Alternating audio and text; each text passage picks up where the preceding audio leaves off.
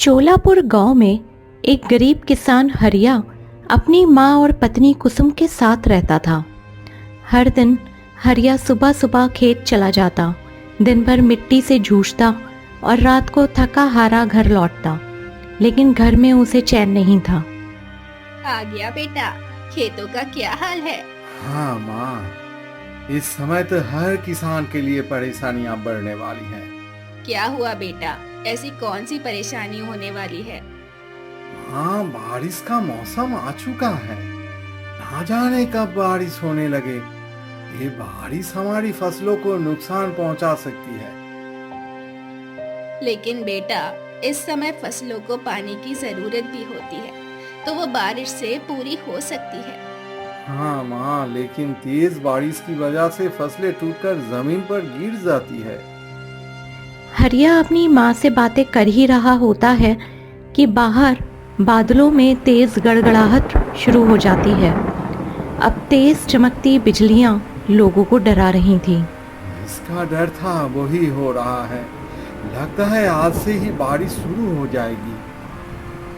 चिंता मत कर बेटा, भगवान ने चाहा तो सब कुछ ठीक होगा। कुसुम, खाना तैयार हो गया क्या?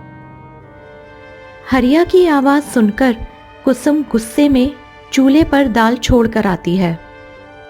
क्या खाना बनेगा जी, रोज रोज बस वही दाल। माँ जी की बीमारी के चक्कर में तो हमें भी सब्जी के लिए तरस जाना पड़ रहा है।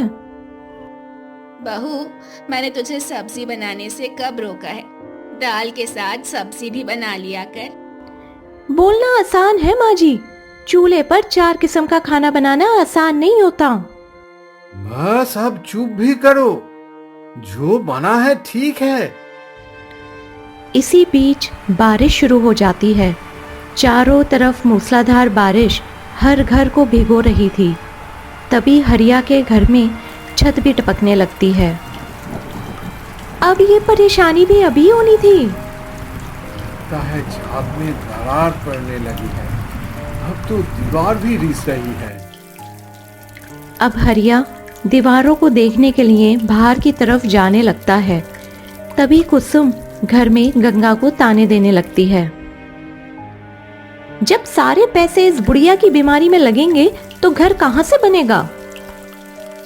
बहू, मेरा बुढ़ापे का शरीर है, मैं जान के तो बीमार नहीं होती। तो क्या करूं बुढ़िया, तेरी वजह से घर में एक पैसे तक नहीं जुड़ पाते। अरे इससे अच्छा तो तू मर गई होती तो भी इतना खर्चा ना होता। कुसुम की इस बात को सुनकर गंगा की आंखों में आंसू छलक जाते हैं। आज उसे ऐसा लग रहा था कि सच में वो अपने बेटे और बहू के लिए बोझ बन चुकी है। इसी तरह गंगा को हर दिन ताने सुनने पड़ते। अगले दिन बारिश बंद होती है तो हरिया अपने खेतों पर जाने लगता है। इधर कुसुम फिर से शुरू हो जाती है। सुन बुढ़िया, तेरी इतनी भी तबीयत खराब नहीं है कि तू घर के एक आध काम भी ना कर सके। हर दिन सारे काम मैं अकेली ही करती हूँ, अब जाके साफ सफाई कर ले। कुसुम की बात सुनकर गंगा करहाती हुई धीमी चाल में घर की सफाई करने लगती है। तभी उसे कमजोरी महसूस होने लगती है और वो नीचे बैठ जाती है। फिर कुसुम भी घर के अंदर आ जाती है। हो गया तेरा काम, जरा सी सफाई भी नहीं की और उस बुढ़िया के नखरे शुरू हो गए। बहू, मुझे कमजोरी सी लग रही है, मैं जानकर नहीं कर रही। चल चल जा, उलट जा बिस्तर पर, तुझसे कुछ नहीं होगा। अब तो मैं इस बुढ़िया से तंग आ चुकी हूँ। मैं कल ही उनसे इस बुढ़िया के बारे में बात करूंगी। अगले दिन हरिया खेतों पर जाने की तैयारी कर रहा होता है, लेकिन बाहर तेज बारिश हो रही होती है। बेटा, इस बारिश में खेतों पर कैसे जाओगे? ठंड लग गई तो तबीयत खराब हो जाएगी। हाँ, कल भी बहुत सारे फसलें बारिश की वजह से जमीन पर गिर चुकी थी। मैं जाऊंगा तो कम से कम फसलों को तो बचा लूंगा, नहीं तो हमारी सभी फसलें बर्बाद हो जाएगी। हरिया अपनी बातें पूरी करता तभी कुसुम गुस्से से बाहर आती है। सुनो जी, मुझे आपसे माँ जी के बारे में कुछ जरूरी बात करनी है। क्या बात है कुसुम? अब मुझसे और नहीं होता। घर का सारा काम मुझे ही करना पड़ता है। ऊपर से माँ जी भी कुछ करने को राजी नहीं होती। हर दिन अकेले काम कर करके कमजोर हो गई हूँ। मेरी भी तबीयत खराब होती है, लेकिन फिर भी मुझे रोज घर के काम करने पड़ते हैं। आज तो फैसला होकर ही रहेगा। इस घर में या तो रहूंगी मैं या माँ जी। ये क्या बोल रही हो कुसुम? हाँ, मैं सच बोल रही हूँ। अगर तुम्हें मुझे घर से निकालना है तो बोल दो, मैं अपनी माँ के घर चली जाऊंगी। मुझे अब नहीं रहना यहाँ पर। तुम्हें अचानक से क्या हो गया है कुसुम? माँ बीमार है और वो बारिश की मौसम में कहाँ जाएगी? वो सब मुझे नहीं पता। इसे अभी घर से निकाल दो। बहू, इस तेज बारिश में मैं कहाँ जाऊंगी? आज के दिन मुझे रहने दे। कल मैं सुबह होते ही घर छोड़कर चली जाऊंगी। चुप कर बुढ़िया।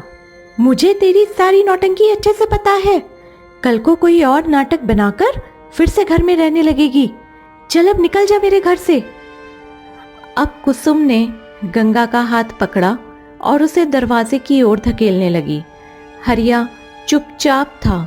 उसकी जुबान जैसे बंद हो गई थी। उसे देखकर लग रहा था कि अब वो भी कुसुम के फैसले में शामिल हो गया है। कुसुम ने गुस्से में गंगा को धक्का दिया और बाहर निकाल दिया। एक बूढ़ी माँ बारिश में भीगती हुई रोते रोते गांव के रास्ते पर चलने लगी। तेज तेज बारिश हो रही थी। आसमान में बिजली चमक रही थी और बादलों की गड़गड़ाहट डरावनी लग रही थी। चारों ओर तेज हवा चलने लगी। पूरा माहौल ऐसा हो गया था जैसे कुसुम के इस बर्ताव से खुद प्रकृति को भी दुख होने लगा हो। बारिश तेज होने की वजह से गंगा एक बड़े से पेड़ के नीचे बैठ जाती है ताकि खुद को बारिश से बचा सके। हे भगवान, ये दिन दिखाने से पहले मुझे मौत दे देता। कम से कम इस बुढ़ापे में इतनी तकलीफ तो ना झेलनी पड़ती। जिस बेटे को मैंने बचपन से पाला पोसा, आज वो ही एकदम खामोश हो गया था, जैसे मैं उसके लिए कुछ भी नहीं हूँ। गंगा अपने दुखों पर रो रही होती है। अब वो कहाँ रहेगी, कहाँ जाएगी, इस बारे में वो भी नहीं जानती थी। कुछ देर बाद जब बारिश कम होती है तो वो आगे जंगल की तरफ बढ़ने लगती है। तभी अचानक बीच रास्ते में उसे एक बेहोश बच्चा दिखाई देता है। गंगा तेज कदमों के साथ बच्चे के पास जाने लगती है। बेटे, तुझे क्या हो गया है? इस सुनसान जंगल में अकेला तू यहाँ कैसे आ गया? उठ जा बेटा। तू कौन है बेटा, और कहाँ से आया है, और तुझे क्या हुआ था? अम्मा, मैं अनाथ बच्चा हूँ। बस भीख मांगकर अपना गुजारा करता हूँ। कई दिनों से कुछ नहीं खाया, जिसकी वजह से मैं बेहोश हो गया था। लेकिन आप कौन हो अम्मा? क्या कहूँ बेटे, कल तक मैं भी किसी परिवार के साथ थी, लेकिन आज मेरी भी हालत तुझ अनाथ जैसी हो गई है। फिर गंगा ने उस छोटे से बच्चे से सारी बातें बता दी। अम्मा, आप चिंता ना करो। आज से मैं आपका बेटा हूँ। आप मेरे साथ चलो। यहीं पास में ही मेरा झोपड़ी है। इस तरह से राजू गंगा को अपने साथ ले जाता है। अब राजू उस बूढ़ी माँ का सहारा बन गया था। अम्मा, आप चिंता ना करो। मैं बारिश काम होते ही भीख मांगकर आपके लिए कुछ खाने का इंतजाम करता हूँ। बेटा, तू अकेला कहाँ जाएगा? अगर तुझे कुछ हो गया तो मुझे भी अपने साथ ले चल। कोई बात नहीं अम्मा, मैं चला जाऊंगा। नहीं बेटे, मैं भी तेरे साथ चलूंगी। कुछ देर बाद बारिश कम होने पर गंगा जिद करके राजू के साथ जाने लगती है। फिर आगे जाने के बाद राजू कई लोगों को देखता है जो गांव के रास्ते पर जा रहे थे। बाबूजी, मेरी अम्मा भूखी है। कुछ खाने को मिल सकता है क्या? चल चल आगे निकल, ना जाने कहां से आ जाते हैं भिखारी कहीं के। राजू के मासूम से चेहरे और एक बूढ़ी माँ को देखकर भी इस गांव वालों को जरा भी दया नहीं आई। लोग उसकी मदद करने के बदले उनका तिरस्कार कर रहे थे। फिर राजू गंगा का हाथ पकड़कर आगे बढ़ता है। तभी आगे से एक आदमी आ रहा होता है जिसके हाथ में पपीते और कुछ अमरूद थे। वो एक केला छीलकर खा रहा होता है। अम्मा देखो, ये बाबूजी फल लेकर आ रहे हैं। भगवान ने चाहा तो हमें इस बार भीख मिल जाएगी। अब राजू उस आदमी के पास जाकर बोलता है, बाबूजी कुछ खाने को मिल सकता है क्या? 2 दिनों से कुछ भी नहीं खाया है। मेरी अम्मा भी भूखी है। आहा, तुझे खाने को चाहिए? रुक, अभी देता हूँ। अब कमल जल्दी जल्दी केला खाने लगता है। कुछ देर बाद वो केले का छिलका राजू के हाथ पर रख देता है। ये ले, खा ले इसे। बाबूजी ये क्या है? इस छिलके का मैं क्या करूंगा? तो क्या मैं तुझे ये फल दे दूं? उल्लू के पट्टे, तुझे पता है कि ये फल कितने महंगे हैं? नहीं बाबूजी, मुझे तो इस भूख के अलावा आज तक कुछ भी नहीं पता चल पाया है। चल भाग जा यहाँ से, भिखारी कहीं के।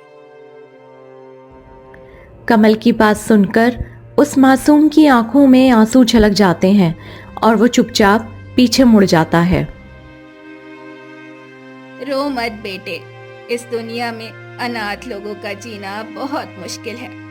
हम अनाथ हैं, इसीलिए ही तो हमारी दुनिया में कोई कद्र नहीं। ये सब तो हमारे जीवन का हिस्सा है।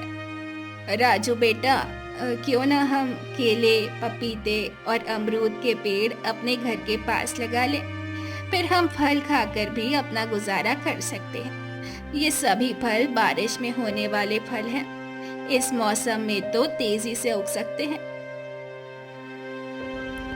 अब गंगा और राजू दोनों मिलकर तीनों फलों को उगाते हैं और फिर कुछ ही दिनों में वो पेड़ बड़े हो जाते हैं। अब वो फल खाकर गुजारा करने लगते हैं। दूसरी तरफ कुसुम के घर बेटे का जन्म होता है। हरिया और कुसुम बहुत खुश थे। कितना प्यारा बच्चा है हमारा। हाँ जी, आप ठीक कहते हो। देखना, एक दिन यही बेटा हमारे बुढ़ापे का सहारा बनेगा। अब कुसुम अपने बेटे का पालन पोषण करने लगती है। उधर एक बूढ़ी माँ का सहारा सिर्फ राजू था। इसी तरह कई साल बीत जाते हैं। 18 साल बाद सब कुछ बदल गया था। राजू बड़ा हो गया था और दूसरी तरफ हरिया का बेटा चंदन, वो भी बड़ा हो गया था। फिर हरिया और कुसुम अपने बेटे की शादी कर देते हैं। अब उनके घर में एक बहू आ चुकी थी। सब कुछ वैसा ही होने लगा था जैसा कुसुम अपनी सास के साथ करती थी। अभी बारिश का मौसम चल रहा था और इसी वजह से कुसुम की तबीयत थोड़ी खराब चल रही थी, इसलिए वो घर का कुछ काम नहीं कर पा रही थी। इसी वजह से चंदन की पत्नी चंदन से कहती है, तुम्हारी माँ दिन भर घर पर पड़ी रहती है, मेरे साथ एक भी काम नहीं करवाती। रुको, मैं जाकर माँ से बात करता हूँ। चंदन कुसुम और हरिया के पास जाता है। वे दोनों अपने कमरे में बैठे हुए थे। चंदन अपनी माँ से कहता है, माँ, तुम पूरे दिन आराम करती रहती हो। मैं ये नहीं कह रहा हूँ कि तुम घर का सारा काम करो, लेकिन तुम अपनी बहू की मदद भी कर सकती हो काम करवाने में। बेटा, मेरी तबीयत खराब है। मेरी तबीयत ठीक होने के बाद मैं सारा घर का काम कर दूंगी। कुसुम, तुम्हें कुछ याद आ रहा है जो तुमने 18 साल पहले मेरी माँ के साथ करा था? आज वो ही तुम्हारे साथ हो रहा है। हाँ जी, मुझे अब अपनी गलती पर पछतावा हो रहा है। अगले दिन चंदन की पत्नी घर का काम कर रही होती है। तभी कुसुम उसे पानी मांगती है, लेकिन चंदन की पत्नी पानी देने से मना कर देती है और कहती है, पूरे दिन बस ऐसे ही घर पर पड़ी रहती हो, तुम्हें कुछ काम नहीं करना होता। और जब मैं काम कर रही हूँ तो तुम मुझे अपना काम भी बता रही हो। कम से कम अपना काम तो कर ही सकती हो। बेटा, मेरी इतनी हिम्मत नहीं है कि मैं खुद उठकर पानी का ग्लास ले लूं। मैं आज ही उनसे तुम्हारे बारे में बात करती हूँ। या तो घर में अब तुम रहोगी या मैं। चंदन के घर आते ही उसकी पत्नी उसे बताती है, मैं घर का पूरा दिन काम करती रहती हूँ, लेकिन इसके बाद भी तुम्हारी माँ एक भी काम नहीं करती और बैठी बैठी हुक्म चलाती रहती है। अब या तो घर पर इसे ही रख लो या मैं अपने घर वापस चली जाती हूँ। वहाँ मुझ पर कोई हुक्म तो नहीं चलाता। तुम उसकी चिंता मत करो, मैं अभी जाकर उन दोनों से बात करता हूँ। चंदन कुसुम और हरिया के पास जाता है और कहता है, माँ, पिताजी, तुम दोनों ने जो दादी के साथ किया था वो मुझे पता है, और जिस तरह से तुम दादी से परेशान हो रहे थे उसी तरह से आज हम भी तुम दोनों से परेशान हो रहे हैं। इसलिए तुम दोनों भी दादी की तरह घर से निकल जाओ। चंदन ने बिना कुछ सोचे हरिया और कुसुम को घर से बाहर निकाल दिया। भगवान की महिमा भी अपरंपार थी, जो आज के दिन भी बारिश हो रही थी। कभी गंगा इस बारिश में रोती बिलखती घर से बाहर निकाल दी गई थी, लेकिन आज उन्हीं रास्तों पर हरिया और कुसुम थे। कुछ देर जाने पर उन्हें राजू मिलता है। अरे बाबूजी, आप इस हालत में कहाँ चले जा रहे हैं? बारिश बढ़ती जा रही है, आप दोनों घर पर लौट आओ। फिर हरिया ने राजू को सारी बातें बताईं। राजू को इस समय उन दोनों की तकलीफ महसूस हो रही थी, इसलिए वो उन दोनों को अपने घर ले जाता है। सभी लोग उसी झोपड़ी में थे जहाँ पर राजू और गंगा रहते थे। कुछ देर बाद गंगा पेड़ पौधों की निराई करके घर में आती है। राजू बेटा, ये कौन है? आज किसे अपने साथ ले आया? माँ, ये गांव के ही लोग हैं। इनके साथ बुरा हुआ है। इनके बेटे ने इन्हें घर से बाहर निकाल दिया। ना जाने ये गांव कैसा है। एक दिन मेरे हरिया ने भी मुझे घर से बाहर निकाल दिया था। आज राहु का सहारा ही मेरे लिए सब कुछ है, नहीं तो ना जाने मेरा क्या होता। गंगा की बात सुनते ही हरिया की आंखें भर जाती हैं। उधर कुसुम की भी नजरें झुक जाती हैं। माँ, मैं वही हरिया हूँ जिसने इस कुसुम की वजह से तुम्हें घर से बाहर निकाल दिया था। आज से 18 साल के बाद मेरे साथ भी वही हुआ है जो कभी तुम्हारे साथ हुआ था। मैंने बहुत बड़ी गलती की थी, मुझे माफ कर दो माँ। माँ जी, मैं अपनी गलती पर शर्मिंदा हूँ। मैं माफ़ी के काबिल तो नहीं हूँ, लेकिन अगर आपके दिल में मेरे लिए ज़रा सा भी प्यार बचा हो तो मुझे माफ़ कर देना। हरिया बेटा, रिश्ता मैंने नहीं तोड़ा था। तुम दोनों ने मुझे घर से बाहर निकाल के तोड़ दिया था। मेरे लिए तो आज भी तुम दोनों मेरे ही बहू और बेटे हो। अपनी माँ की बात सुनकर हरिया और कुसुम का दिल भर आता है। उन्हें ऐसा लगता है कि वो दुनिया के सबसे बड़े गुनहगार बन गए हैं, लेकिन फिर भी गंगा ने उन्हें अपने साथ रहने को बोला। इस तरह सभी लोग एक साथ रहने लगे और गंगा और उसका बेटा, छोटा सा परिवार खुशी खुशी रहने लगे।